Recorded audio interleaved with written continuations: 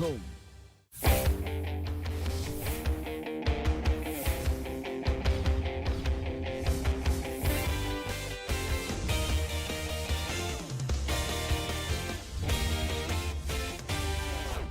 The COVID-19 pandemic has disrupted our lives and made room for change. It tested our health institutions, tested our solidarity as a people, but most of all, it tested our leaders.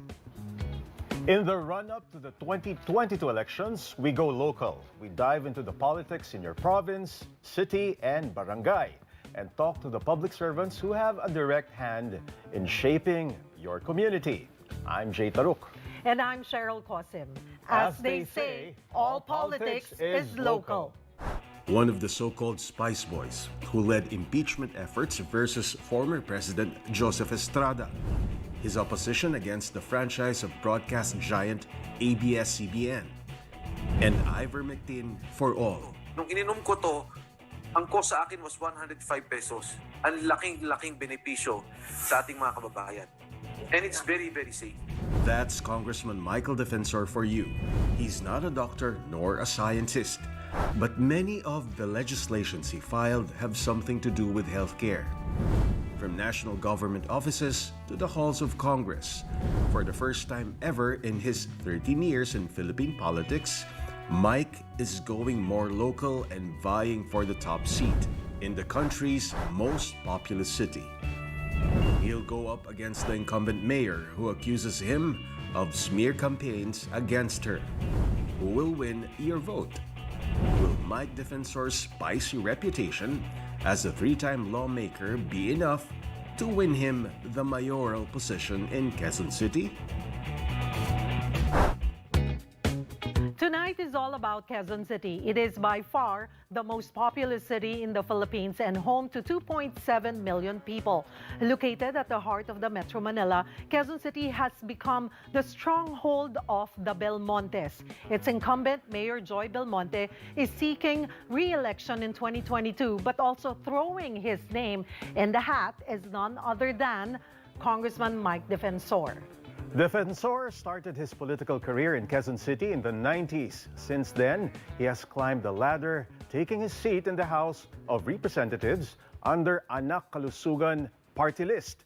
Tonight, we welcome mayoral aspirant, ang isa sa mga orig na Spice Boys, kakasabi ko lang, Congressman Mike Defensor.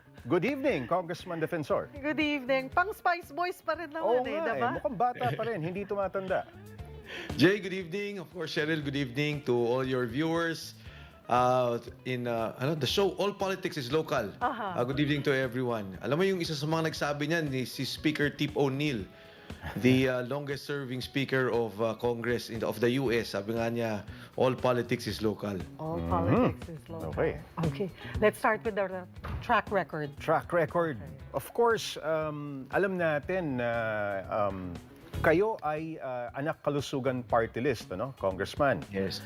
And of course, dun sa mga hindi nakakaalala, matagal na, naging bahagi nga kayo ng tinatawag na Spice Boys. Matagal na yung career nyo sa Kongreso, no? Paano ho ba nagsimula ang inyong political career, Congressman Mike? Yes, Jay. Actually, ngayon, no, considered na ako isa sa mga pinakamatanda sa atin sa Kongreso. Well, I started at the age of 22 as councilor, and in 1992, when they called for the first elections after 87, nagkaroon ng napatakbo ko to be a councilor. So at 22, I was elected. Hindi naman nagprotesta yung mga kalaban since at that time Mayor Matay, who was also my party mate, won, because under the law, if I am disqualified, the mayor then chooses up from among his party mates. So, siyempre, at that time, of age na rin naman ako. And then, at the age of 25, I ran for Congress. So, I was youngest also during that time. In 95, I ran against Congressman Dennis Roldan. And then in 98, I was re-elected. No, in 98, I was re-elected. Doon na buo yung Spice Boys. So I was, I was a second termer that time. We were part of the opposition. In fact, our minority floor leader, yung head ng opposition in Congress then, was Speaker Belmonte. no? Si Sonny Belmonte was also our head of the minority and the opposition in Congress. So doon nabuo na yung kwento ng Spice Boys. And then in 2001, after the People Power 2, I was invited to join as Secretary of Housing. So, I mean, modesty aside, I was the youngest member of the cabinet at the age of 31. So yun, for 3 years, nandun ako, I served. And then in 2004, nagkaroon ng election. I was then appointed as DNR, but I was only there for about 10 months. Tapos kinuha na ako Chief of Staff of the President in the palace in Malacanang. Yan yung mga panahon na kasi may mga problema na ang dami ng mga issues and of course attempted coup at the time. So I was in the forefront of all of that. Nung 2007, nawala na ako sa gobyerno, but nagtrabaho pa rin ako. Yung NAIA 3, ako yung nagbukas dyan kasi sabi ni Presidente, can you still be part of government? Sabi ko, ma'am, kung pwede, wag na pong cabinet. Kasi pagka-cabinet, you can't have a business. That's under the Constitution and any of your relative cannot be part of any business. So sabi ko, okay. So sabi ko sa kanya, kung pwede, gawin na lang natin task force. We form a task force and let's open NAIA 3. Kaya yun yung pagbubukas ng NAIA 3 during that time.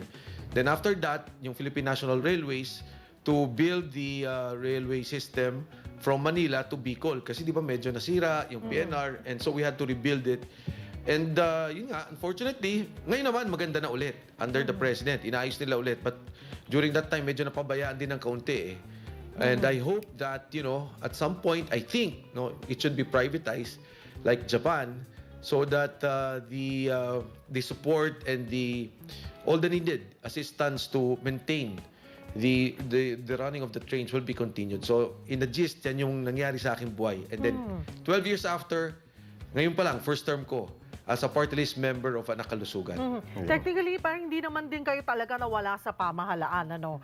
Parang hindi ka rin nagpahinga masyado eh. Pero ngayon nga, sabi nyo, yung Anakalusugan, bakit Anakalusugan Party-list? Yung aking kasama kasi dito sa PNR, si GM Overandal, invited me to be part of this party list. It's actually Batangas-based, no? Hindi ako may-ari niyan. It's really a party existing. And they invited me to become the second nominee. So sabi ko, okay, I can help. Tulong naman ako. Tapos sabi ko, hindi ako masyado magaling sa issues on health, but I will study, I will work on that. And of course, even in the cabinet at the time, we were already doing and addressing many problems in health. Pero hindi kung expertise, hindi mo sasabihin expertise natin. So, we were doing that. I entered Congress. Tapos nangyari na nga yung COVID, no? Initially, the advocacy was to increase the salary of nurses. And then we were pushing for, itong napasa naman namin yung batas, but it's still pending in the Senate, yung free medical annual checkup. But I think COVID really made a focus on health, na talagang lahat ng tao nakita na ang importansya nito.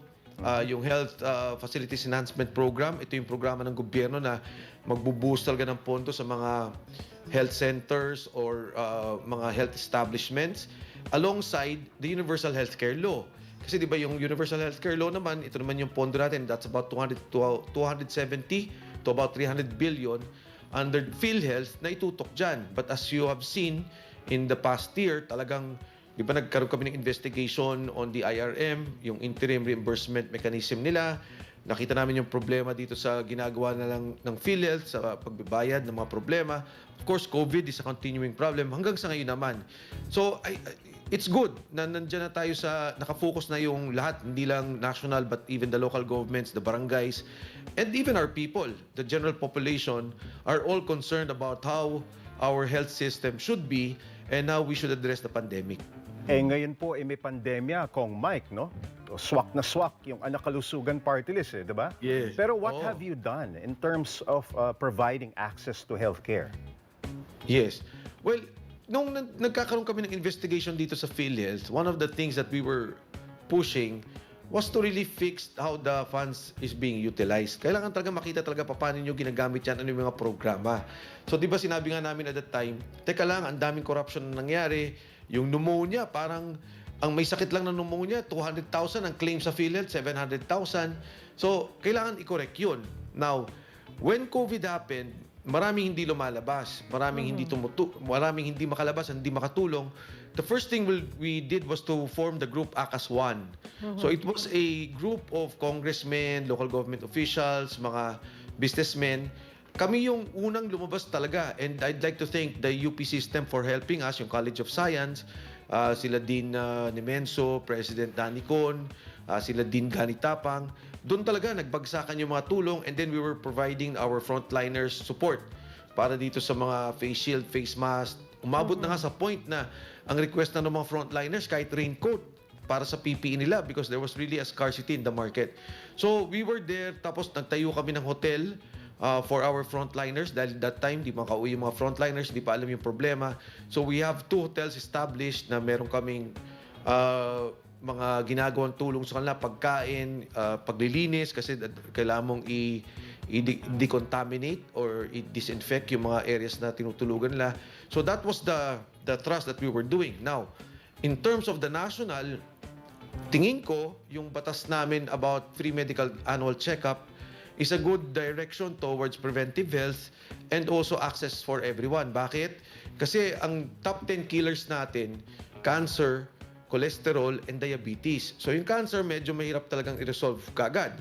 But in diabetes and in the blood cholesterol, pwede mo yan eh. With the cost of 500 pesos, you can allow our people to have a free annual medical checkup. At least pag nakita na yan, yung preventive primary healthcare magagawa ng paraan.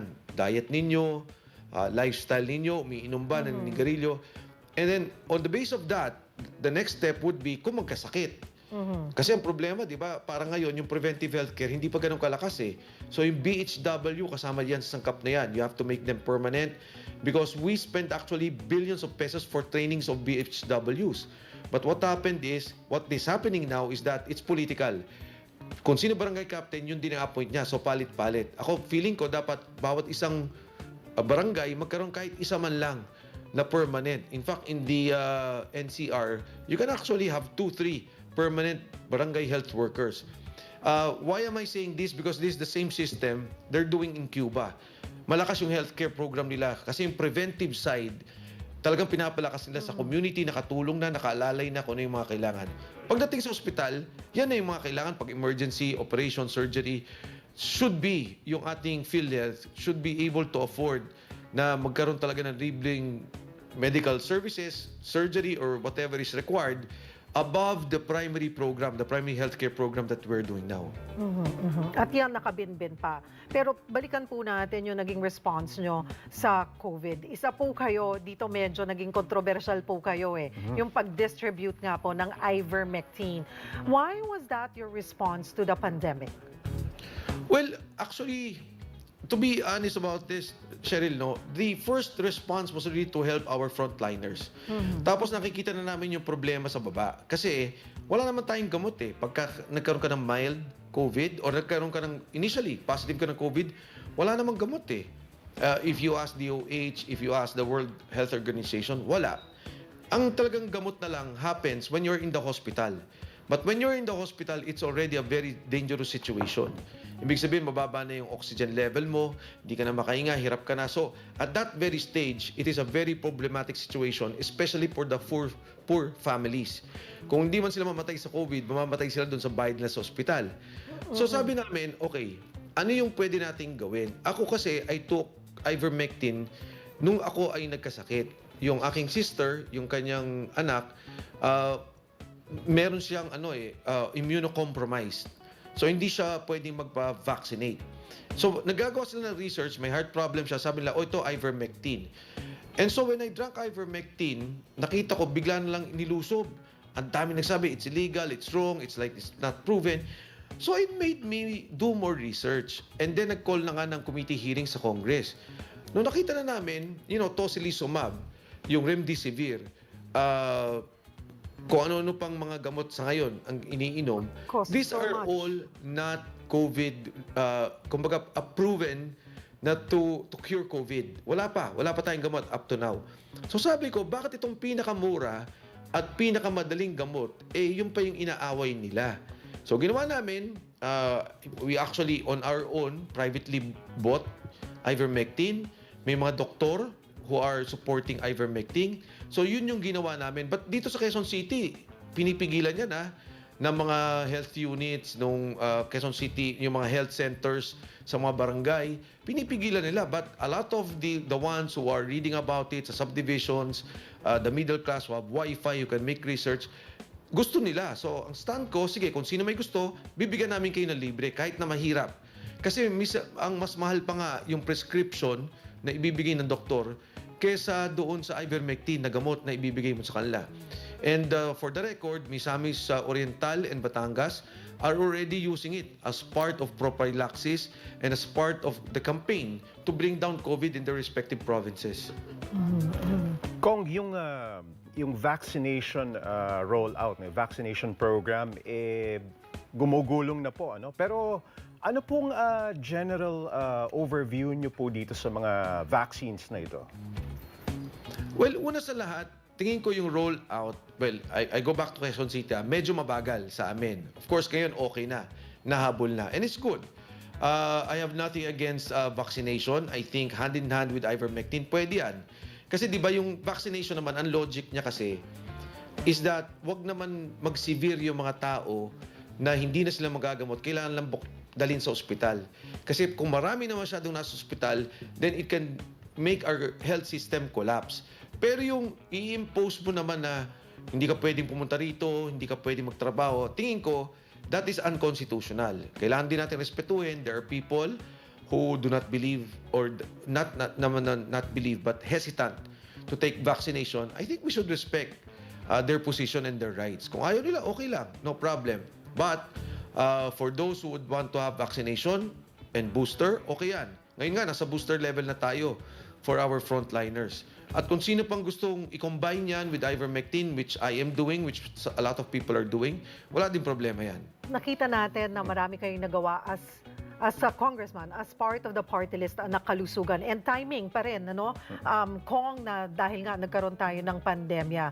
Ang tanong ngayon ng marami, bakit Quezon City? Bakit ka ngayon tatakbo or tumatakbo bilang posibleng susunod na mayor ng Quezon City at lalabanan si Mayor Joy Belmonte? So yan ang gusto natin pag-usapan sa ating pagbabalik. So we'll just pause for a short break. You're watching All Politics is Local. Stick around, we'll be right back.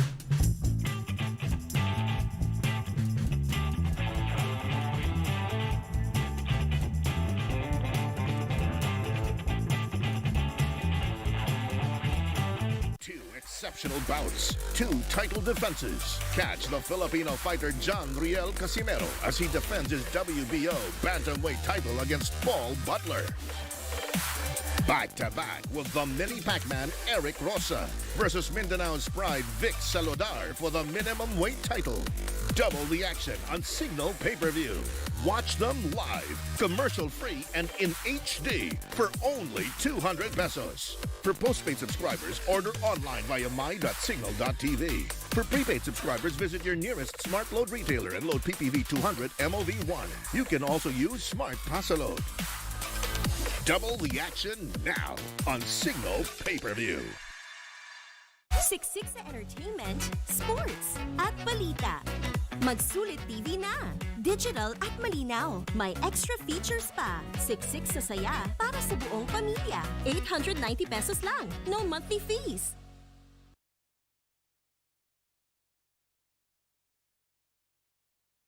Kapamilya. Kapatid. Kaibigan.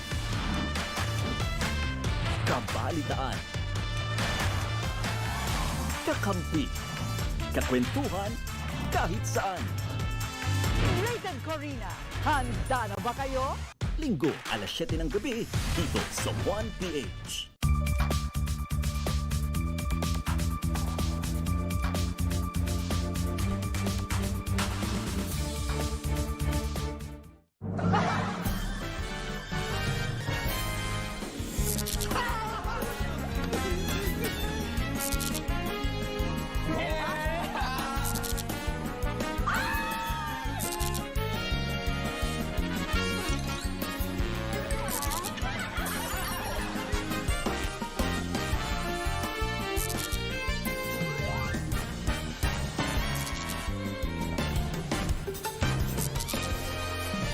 Triple the action, triple the excitement. Ito na ang PBA 3x3. A half-court battle between two teams na may 3 players at 1 sub each. Score 1 point inside the arc at 2 points sa labas. First to score 21 o kaya yung team na lamang after 10 minutes of play wins. At syempre, no breaks. Shoot fast kasi 12 seconds lang ang shot clock. Ready to feel the rush? Tara, tatluhan na! It's time for PBA 3x3. Lakas ng tatlo! Nakatitiyak ang Human Rights Watch na mas dadanak ang dugo kapag isinapubliko ang listahan ng mga barangay officials na sinasabing sangkot sa droga nang walang sapat na basihan. Uy, Darna! Darna! Darna! Ano to? Nasa watchlist ka. Watchlist di ba, oy? Ano mang mangyayari kung nasa watchlist siya? Ang alam ko, ginagawa nilang hit list yan. At marami dyan, pinapatumba nila. Good morning, madam. Delikado ba ako, madam? Madam, hindi nga ako adik, madam. Sino bang naglagay ng pangalan ko dyan sa watchlist? Hindi ko alam. Sa dami ng ginagawa ko, hindi ko niyan maalala. Magsasagawa kami ng investigasyon para malaman talaga kung sino sa inyong dalawa ang tunay na nagme-may-ari ng panty na yan. Kapag big ang problema, Pag napatunayan mo namang hindi ka nagda-drugs, ba't ka naman nila gagalawin? Mr. Roja! Bakla ka ba? Hindi po ko bakla, sir. Baka may tinatago ka dyang droga. Galit na galit ako sa droga, sa lahat ng klaseng droga. dapat big ang solusyon. Ang point ngayong araw din matanggal yung pangalan ko sa bullshit na listahan na yan. Makinig ka sa akin. Pag ikaw naging addict o pusher sa mata ng batas, eh, totoo o hindi, walang makapagsasabi kung anong pwede mangyari sa'yo. Nagbibiro ka ba? Kapang! Kapang! Kapang! Kapang! Kapang! Tuwang-tuwa ako sa'yo, animal ka. Wala akong kinalaman dyan, ha? Sige, tay. Mga adik kayo. Pinablockmail mo ba ako? Wala ka ng takas. Sir, dahil hindi po ko addict. Totoo ba yan, sus? Yes, sir. Totoo po yan. From the director of Die Beautiful and the Panty Sisters. Di ang bato! Ilong! Nasunta mo! Big Night! Hoy, ano pangalan mo? Ano? Linda! Hindi niya. Mo. Ano pangalan mo? Joshua. A film by June Robles Lana. Joshua? Oh, hi, Joshua. Ano, nagpapaanak ako dito, ha? Ang gulo nyo! Soon in cinemas.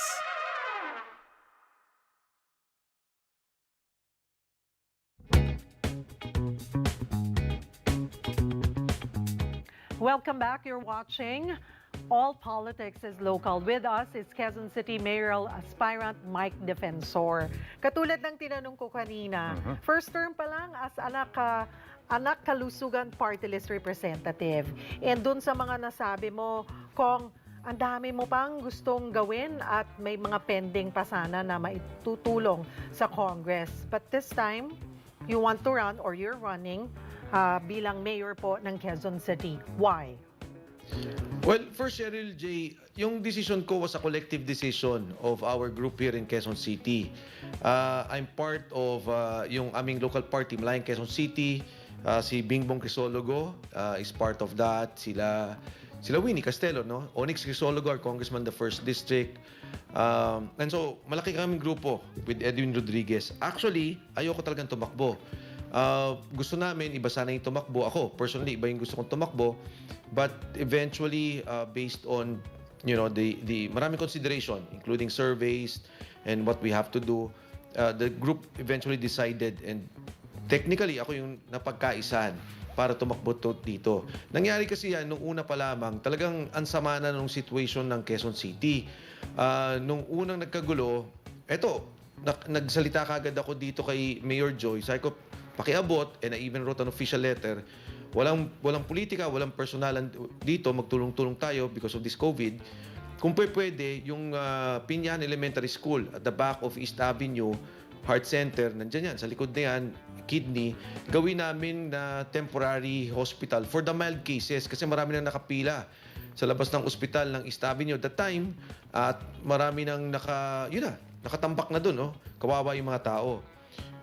Ayaw, no? And it was denied. And then the second thing was, nung pinag-uusapan nga namin tong problema na tinatayo na namin sa UP yung hostel for the frontliners, nagtayo na rin kami ng quarantine center. DOH was there helping us.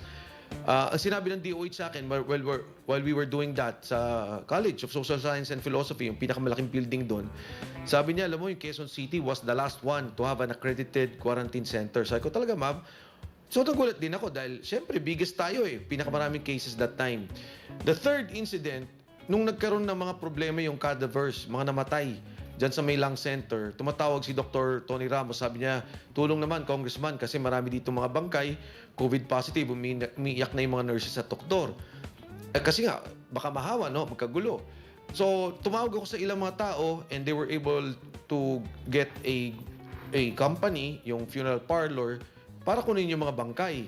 Tapos, biglang dininay ng Quezon City kasi daw hindi accredited nila. So sabi ko, ano ba yan? No, they got it siguro 10 hours after. Kasi hapon pa lamang, okay na, pwede nang kunin. Sabi lang, hindi pwede. They got it mga late night. So dito, in fact, I openly made a statement about it na hindi ito yung panahon na magpolitika tayo kung kanino ba yung funeral parlor na yan because we have a situation. Kawawa yung mga doktor natin, kawawa yung mga frontliners. And then later on, nakita nyo naman sa interviews, di ba? Tinanong, ano ba yung sagot sa COVID? Ang sagot was crematorium. Tapos merong mga ayuda nakita sa basura, tapos hindi siya makita. So all these things were piling up. And then later on, nakita na natin yung sa distribution ng Social Amelioration Program, nagpila-pila yung mga tao. Nagulat ako, Batasan Hills, Old Balara, nakikita ng mga congressmen sinasabi lang, ano ba yung nangyayari? Sa akin, hindi ko rin alam. Later on to find out, yung palang distribution nila, imbis na ginagawa lang digital distribution na pwede naman GCash, pwede naman sa remittance center, ang ginagawa pala nila, gusto nila yung treasurer's office mismo ang pupunta sa mga barangay para magbigay. In fact, sabi ko, kung ganun ang gusto nyong gawin na tao-tao, pwede nyo namang ibigay sa barangay, i-receive nila, yung barangay ang magbahay-bahay. Para yung mga tao hindi magdikit-dikit, hindi magkaroon mga events na ganito. So this was the basis na talagang, wow, ano ba nangyari? Parang masama ang management talaga natin ng COVID. And then lately, yung nangyari dito sa ayuda, yung pagbibigay ng mga tulong. Kasi malinaw yun Merong purchase order, makikita mo yung price. So yung 636 pesos dapat na binili nila for 1,149. Sabi namin, sobra na. Not in this pandemic. Mismanage mo na nga, ginugulong mo pa yung pondo. So eventually, we decided, no, we will fight. We have a group. And then, on the basis of the surveys, pag-ikot namin, eventually they decided, sige Mike, ikaw na tumakbo. And so I filed, and alam naman ang lahat. Napakadali sana nung second term ko, madali sana tumakbo. But, Quezon City is a big city. Yes. Maraming problema yung syudad. And we really have to answer, the people should not suffer. And, we should be able, tayong lahat, hindi lang naman Quezon City, pero yung buong bansa, mabangon natin, maiayos natin yung buhay, masulong natin yung sitwasyon ng bawat isa. Ayun, nabanggit nyo, Kong Mike, na Quezon City is a big city, no? The sheer size, yung land area pa lang ng QC, mahigit 2 milyon ang residente. Iwan po natin sandali ang pandemya, pero paano nyo po pinopropose o paanong approach ang gagawin nyo dun sa mga problema naman ng socialized housing at waste management halimbawa? Yes. Well, in terms of waste management, tingin ko wala naman kaming masyado ng problema. We are now, wala na kami doon sa nagtatampa kami mismo sa city ng basura. So, ang kailangan lang talaga is to continue and make it organized. No? And in fairness naman, sa basura naman, hindi naman ganun kasama. It's there. And it's a question of funds. 30 billion ang pondo namin ng Quezon City. Pagdating naman sa housing, yan malaking problema. Kasi dito sa Quezon City, 250,000 ang mga tao na nakatira sa lupa na ayaw nung may-ari, nandun sila sa lupa nila. At mga 50,000 naman yung nakatira dun sa lupa na okay lang sa may-ari. There's consent and they are allowed to stay. Ako naging secretary ng housing and at that time, I used to recall, ang pondo nga lang namin for the community mortgage program is 500 million. Again, the funds of Quezon City is 30 billion. Meron pa kaming nakatabi na 28 billion na nasa savings namin. So anong ibig sabihin? You just put the first step is to put up a housing corporation. Bakit kailangan ng korporasyon? Kasi yung corporation, are allowed to collect. Pwede siyang kumolekta, pwede siyang bumili. So, yan yung isa sa mga maganda sa isang korporasyon. So, in the same principle, yung ginagawa natin sa community mortgage program, pag ikaw yung may-ari ng lupa, pwede mong ibenta sa mga tao. Government pays you now, at ito naman mga tao will pay government. Tanong nila, magbabayad kaya yung mga informal settlers? Yes. In fact, in the National Mortgage Finance Corporation, 99% ang collection efficiency. So, yun yung isang step towards that. Pangalawa, pwede ba silang umutang magpagawa ng bahay? Yes, pwede rin. At a very small amount, pwede nilang, o pwede nga walang interest, na talagang ipagawa nila at paayos nila yung bahay nila para maiayos natin. And then the third step is to really push yung, alam nyo yung bliss. And you will be surprised, Jay and Cheryl, yung mga bliss housing, ang lupa niyan, lupa ng gobyerno pa rin. Hindi yan binenta. So you can put up high-rise buildings, medium-rise buildings, ibenta mo yung unit, may actual title, at pwedeng tumirin tao. Pwede lang ipamana, pwede lang din ibenta. But yung lupa at any given time, kunyari gusto mong katulad ng Singapore, dati medium-rise, and then later on, ginawa lang high-rise. As long as you have the funds, pwede mong gawin kasi nga, hawak mo pa rin naman yung property. But the owners or the informal settlers, o yung sinasabi lang squatters, meron na silang ownership at hindi na sila squatter sa kanilang sariling bayan. Okay, maliban po sa socialized housing and waste management, nakikita rin na problema sa Quezon City ay ang pagbaha and also overpopulation. How are you going to address that?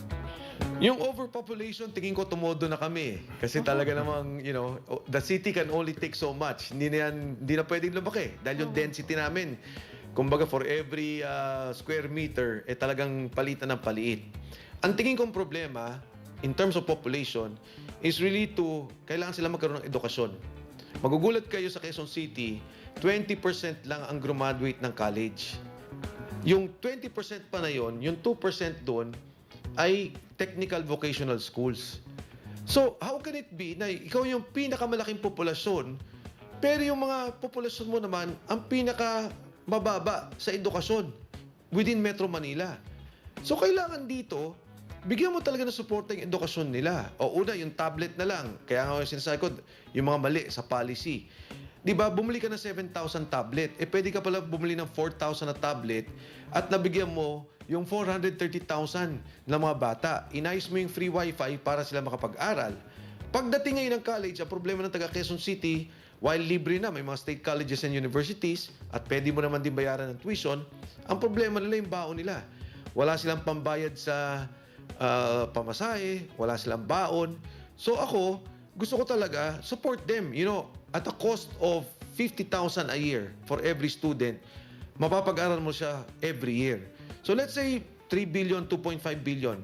Pag-graduatein mo, bigyan mo pa sila ng tulong sa technical vocational schools because sa technical vocational schools, pwede mo sila makatapos welding, computer, web programmer, pwede sila magturo ng yung mga education and languages for 1 month, maximum 1 month and a half. Mabibigyan mo sila ng skills to give them jobs. Dapat balik na rin yung ratio. 80% sa Quezon City, college graduate, technical vocational school graduate, so that you provide them with a good future. And lastly, yung binanggit doon sa pagbabaha, yan medyo problema yan. It is not just a Quezon City problem. When we talk about pagbabaha, it's really a Metro Manila problem. Kasi nga, di ba, pagka nabaha doon sa isang lugar, maraming basura, babaha din sa amin. Pero immediately, yung atake should be, talagang i-dredge mo yung mga lugar na to, ayusin mo yung mga, what do you call this, yung mga retaining wall, para hindi talaga madisgrasya yung mga tao. And of course, marami pa rin talagang mga informal settlers, mga squatters sa mga ilog. Yan, kailangan yan, tulungan sila, ayusin. Can we do it? Yes, we can. We have so many properties in Quezon City. May property ka ng DNR. May property ka ng National Irrigation Authority. May property ka ng NAWASA. May property ka ng even yung military properties. All you have to do is maximize these properties, magtayo ka ng medium-rise, and padamihin mo yung titira without sacrificing yung lupa. Meaning to say, kung DNR may-ari, ikaw pa rin. Tatayuan ko yan ng building medium-rise. If we can accommodate 1,000, now we can accommodate 4,000. Do we have the money for that? Yes, we have. In fact, pwede mo ang iutang eh. Kasi kung umutang ka, itayo mo, iti-take out ng Pag-ibig yan, iti-take out yan ng kung sinong government agency, and then magbabayad na lang siya for 25 years. Kung gusto niyang iklian, pwede niyang iklian. But it is already affordable. Okay. Yung community pantries, Kong Mike, nauso yan itong pandemya, no? Ano pong magiging policy po ninyo? Halimbawang kayo ang nahalal na mayor ng QC. Ipagpapatuloy niyo ho ba? Are you going to promote this? Ano hong plano niyo? Kasi the first place, sa Quezon City talaga nagsimula Oo. Diba? Dito Yan ang ground zero ng community pantries eh. Actually, marami pang naging balita dyan. Pero anong plano po ninyo? Well, number one, di ba, yung community pantry kasi is a reflection na may problema talaga yung tao. So talagang kulang na kulang. Will it be allowed in the future? Tingin ko naman hindi magiging problema na. As we are opening up the economy, medyo yung tao naman gaganda yung kanyang sitwasyon. But, anong kailangan ng tao sa ngayon? Siyempre, kailangan nila ng programang pangkabuhayan. Meaning, pagka medyo, itong panahon na to, kailangan talaga pautangin mo sila, no? 10, 20,000, kung nagtitinda sila ng kakanin, may karinderya, may sari-sari store. Kailangan mo talaga tulungan sila. Part of that program is, kailangan kung may mga OFWs, pautangin mo temporarily. How do you do it again? Kasi madaling sabihin Mike naman lahat naman sinasabihan, yes, tama. First, is you have to put up a corporation. Again, government cannot collect money. Ang pwede lang niya i-collect is fees, taxes, permits, licenses. But in order to make it a sustainable program, magtayo ka ng isang livelihood corporation ng Quezon City. Pag umutang siya ng 10, 20,000, ang daling tingnan sa voters list. Huwag ka na kung ano-anong rekisito. Kunyari, sabi ni Barangay, si Juan de la Cruz uutang po sa amin. Gusto niya magtayo ng karinderya. Okay, Juan de la Cruz, nandyan sa record mo, sinertify mo, tinitingnan ko sa record ko, certified ko. Okay, papatang niya 10,000. With no interest, magbayad ka 100 a month. So, siya ngayon, magkakaroon siya ng kabuhayan, masustain niya yung sarili niya. So, in relation to the community pantry, kasi nga, maraming gutom. Pero kung ang tao naman may trabaho na, kumikita na siya, pwede na siyang maalalayan. So, this is very critical, yung livelihood programs, because in Quezon City, 90% are small and medium enterprises. Pangalawa, yung mga may mga maliliit na negosyo, dapat naman yung business taxes babaan sa ngayon. Hindi ito yung panahon na itotodo mo because ang business tax, no, or the business permits, based yan sa gross income Kung ano yung magkano yung benta mo, doon ko ipapatong kung magkano yung tax mo o yung buwis mo. Alam naman natin, wala namang kumita for the past 1.5 years. So medyo yun naman natin, alalayan natin, no, yung pinakamaliliit na karinderya, sari-sari store, hanggang doon sa mga restaurants, mga malilit na negosyante, electrical store, hardware store, kailangan sila matulungan sa ngayon. So, in relation to kagutuman, which is kung ano yung sinasagot ng community pantry, kailangan talaga bigyan pa rin ng livelihood. By the way, in the management of the COVID, kunyari dito lang sa amin, may mga naging problema ng COVID. Ang gagawin nila, isang street, o 3 nagka-COVID, isasara yung buong street. So walang makain yung mga tao, which is sa akin mali, illogical. Kung saan yung bahay na may positive, kung hindi nila kayang i-quarantine yung tao dahil kunyari depressed area, kunin mo. Ilagay mo sa quarantine center. Immediately i-trace mo yung maging contacts niya at yung pamilya niya. Pag negative, walang problema, palabasin mo. I-antigen mo. Alam mo, ginagawa nila ngayon, ina-antigen na nila, tapos babalik ulit i-RT-PCR. So, it's a question really of managing it. And the barangays, the homeowners association, like the villages, they can take care of themselves. Mag-coordination lang na tama. It will not spread. And we can manage and bring down COVID in Quezon City. All right. Sige, break muna tayo. We'll just pause for a short break. You're watching All Politics is Local. Stick around. We'll be right back.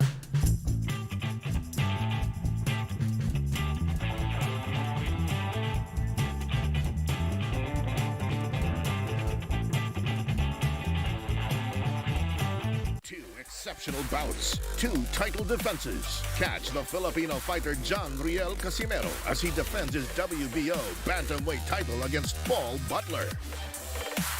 Back-to-back with the mini Pac-Man Eric Rosa versus Mindanao's pride Vic Salodar for the minimum weight title. Double the action on Cignal pay-per-view. Watch them live, commercial-free and in HD for only 200 pesos. For postpaid subscribers, order online via my.cignal.tv. For prepaid subscribers, visit your nearest Smart Load retailer and load PPV 200 MOV1. You can also use Smart Pasalode. Double the action now on Cignal pay-per-view. Merry ang Pasko dahil may regalo ang Satellite TV para sa inyo. 200 pesos na discount ang makukuha niyong aginaldo. At ang Satellite Kit, 990 pesos na lang ngayong Pasko. Sulit ang bonding ng pamilya sa dami ng channels na mapapanood. Plus, buy one, take 2 months free load ka pa. Kaya ano pang hinihintay mo? Punta na sa nearest dealer o tuwagan ng mga sumusunod. Itodo na ang saya ngayong Pasko with Satellite TV.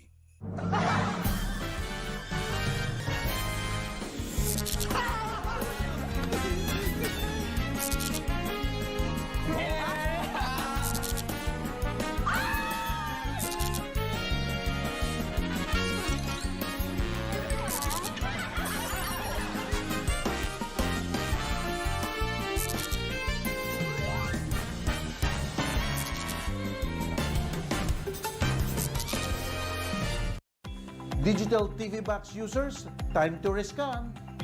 Huwag palampasin ang mga programa ng 1PH. Pindutin ang menu sa inyong remote. Pumunta sa settings, tapos sa installation. Piliin ang factory default at pindutin ang OK. Pindutin ang password na 0000. Piliin ang yes, sabay pindot ng OK. Piliin ang auto-scan/auto-search at saka pindutin ang OK. Paglitaw ng search completed, pindutin ang OK.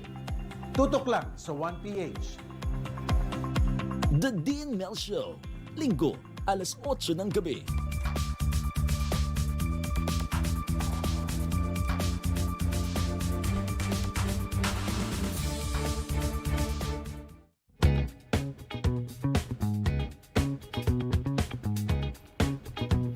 It's time for our lightning round where we ask candidates on their stand on certain issues. Simple lang po. Pro or anti, Kong Mike, ha? Unahin na natin yung issue ng face shields. Anti. Anti, bakit? Well, una sa lahat, yung face shields kasi all over the world, hindi na yan recommended. Even WHO is saying sa hospital setting or yung mga settings talaga na medyo critical. Hospital, medical settings. Pero sa iba, hindi na. In fact, it can cause more accidents and problems for us, no, sa mga taong bayan, kung magpa-face shield. Alam mo, siguro last year pa lang nagsalta na ako dyan eh. May inarestong doktor. Nagbibisikleta siya, naka-face shield siya.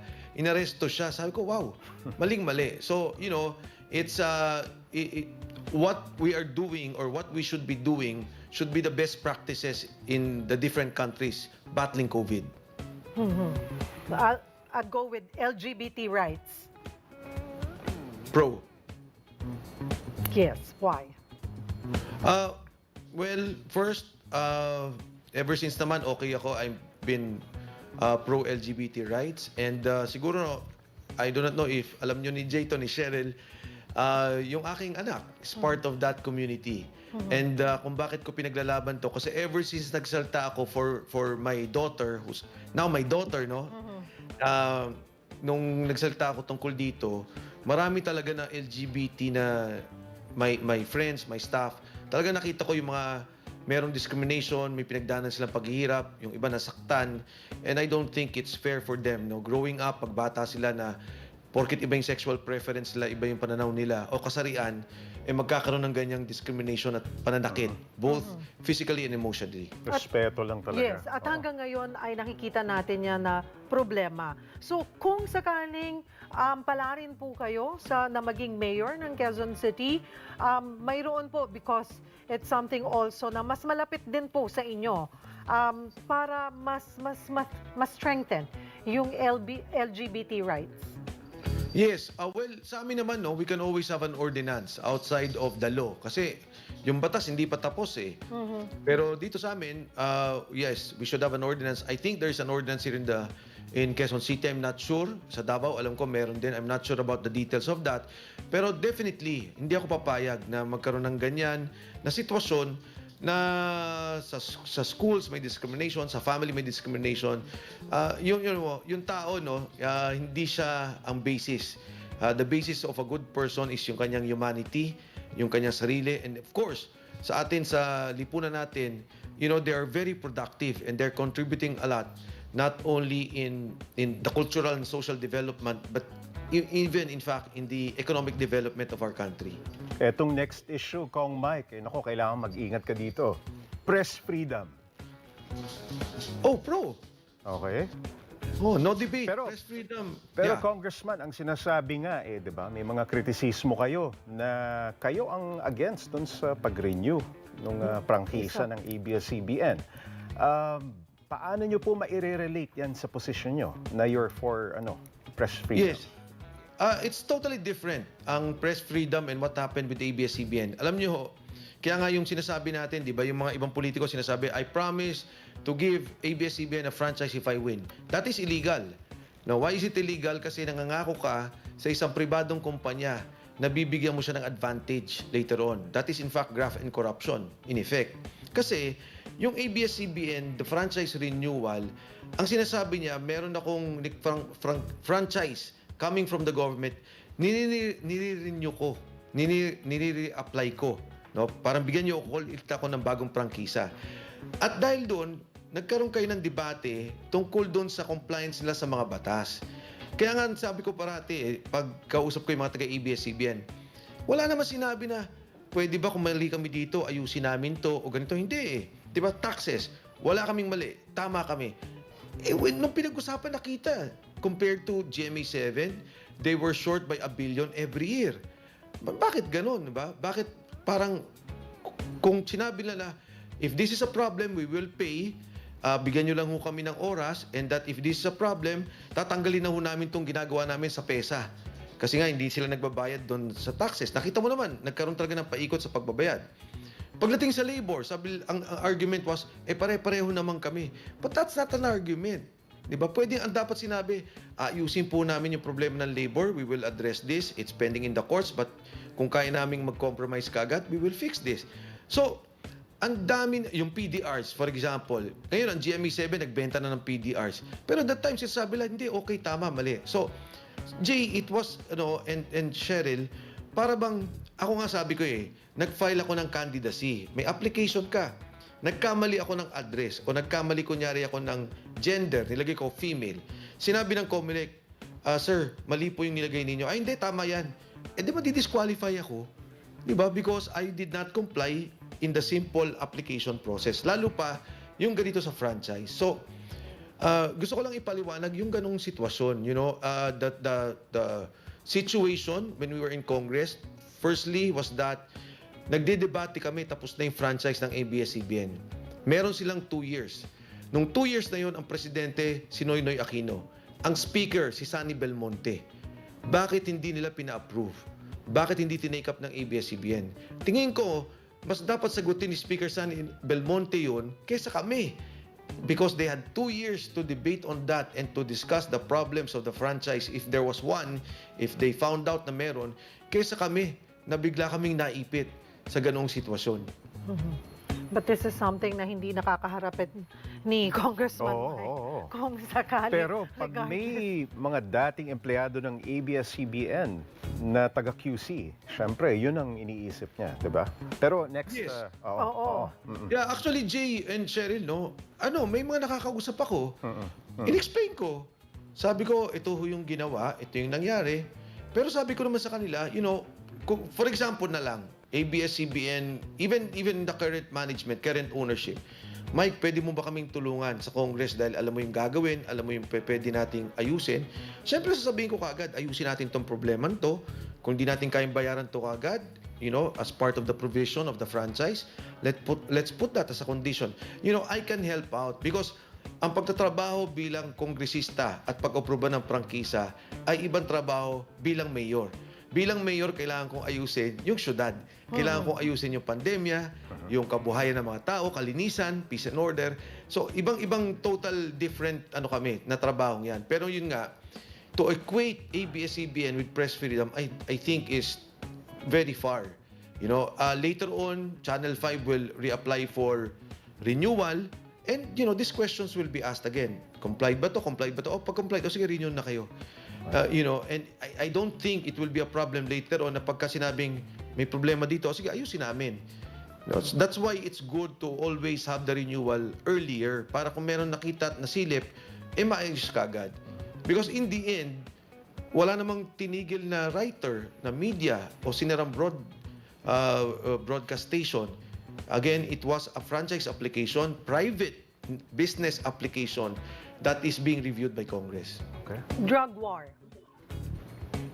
Pro. Yeah, I think dapat i-continue yan, di dapat hinto, lalo sa Quezon City. Yes. I was a councilor in 92, and Quezon City was a center of drug trade. Sa Cubao, nangyayari yan sa Project 4. Maraming mga squatters areas, mga depressed areas, tuloy-tuloy ang pagtutulak, no? And tingin ko talaga dapat mahinto. Bawal ang droga, bawal uminom sa kalye, dapat may disiplina ng mga tao, and that discipline will be maintained if I am given a chance to be mayor. Teka muna, including Congressman Mike, in the same manner kung paano iniimplementa ng current administration yung drug war, yung tokhang halimbawa, are you in favor of that? Actually, the tokhang, ang ibig sabihin ng tokhang, di ba, yung katok pala yan, tapos makipag-usap. No, is to knock and to tell people na tigil, no? Well, I understand, Jay, yung parang pinopoint out ni Jay na parang extrajudicial killings. EJK. Yeah. So, para sa akin naman, it should be strengthened na yung street selling, kailangan pa rin lang into, Hindi ako papayag dyan kasi yung iba sabi na, hindi, dapat yung malalaki. Sabi ko, no. Dapat yung nasa kalye. Kung sino yung drug pusher sa kalye, ihinto siya. And, i-arresto. Hindi naman yung papatayin. But it should be a continuing campaign dito sa ating lungsod. At tingin ko, sa buong Pilipinas, kasi kami sa Quezon City, we can do that. Baka lumipat lang ng ibang lugar, de problema rin. Tapos, syempre, yung CCTV. We have now the benefit of technology. So, yung mga crime areas na matataas ng crime, kailangan niya naka-CCTV. Because I was just talking to some people now, earlier, sabi lang, natatakot na kami dahil yung mga tao, mga squatters, umakyat na sa bakod. So, again, if people know that they will be caught, na talagang mahuhuli sila, at yung mga CCTV, it's a good way to prevent crime in the city. Because now, in Quezon City, in 1998, sa Philippine Statistics Authority, we are 2% higher than the Metro Manila average. So, kailangan to i-address din ito. We'll just pause for a short break. All politics is local. We'll be right back.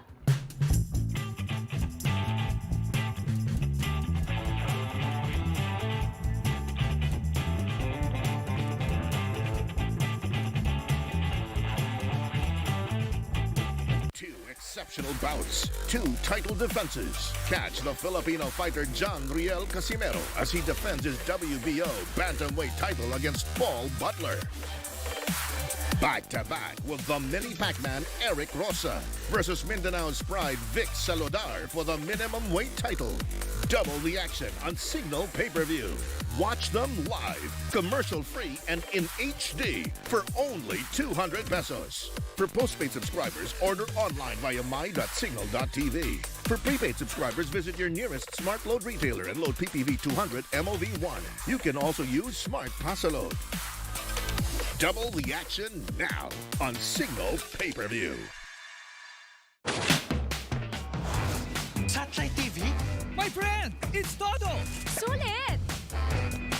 3, 2, 1! O ang satellite, ang sulit sa bulsa. Sulit pa ang loads niya. Sulit sa channels pa. Sulit siya sa saya. Sulit pang pamilya. Ang sulit tinodo na.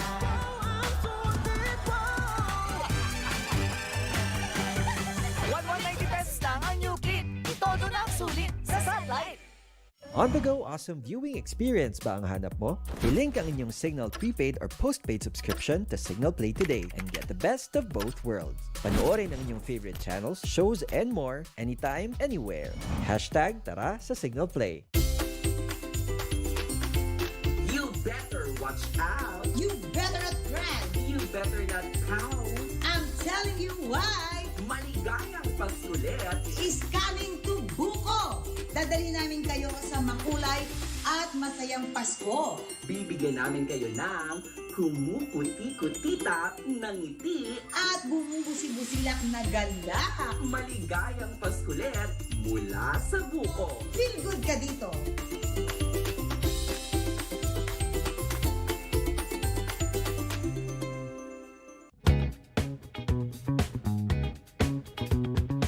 Welcome back. You're still watching All Politics is Local. With us is Quezon City Mayoral aspirant Mike Defensor.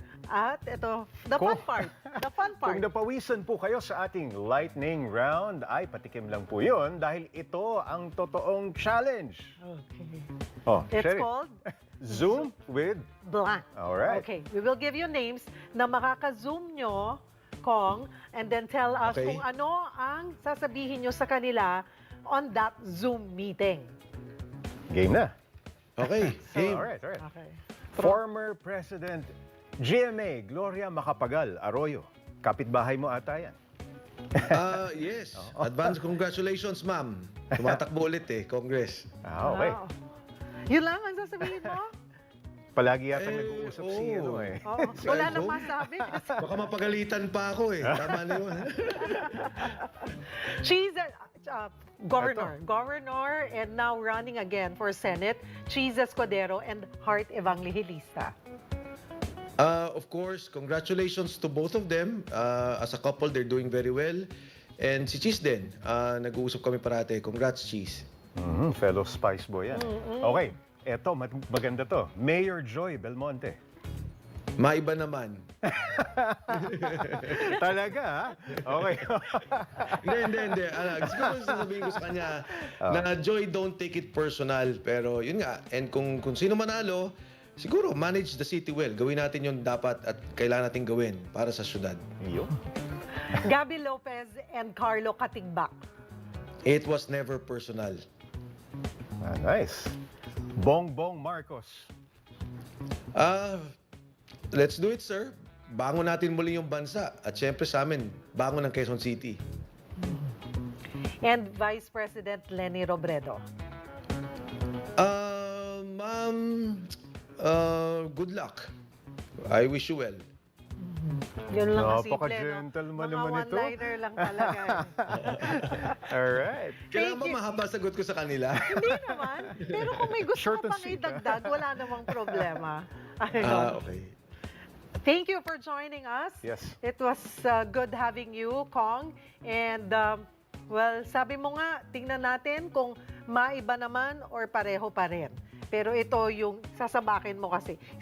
Dito siya sasabak na laban Bilang Yorme ng QC. Bilang Yorme ng Quezon City. Yes. Thank you. Thank you for joining us this evening. Anakalusugan Party-list Representative and Quezon City Mayoral Aspirant Mike Defensor. Well, we've asked the questions and gotten to know your candidates a little bit better. Now it's up to you to vote. I'm Cheryl Cosim. And I'm Jay Taruc. Join us tomorrow for another episode of All Politics is Local.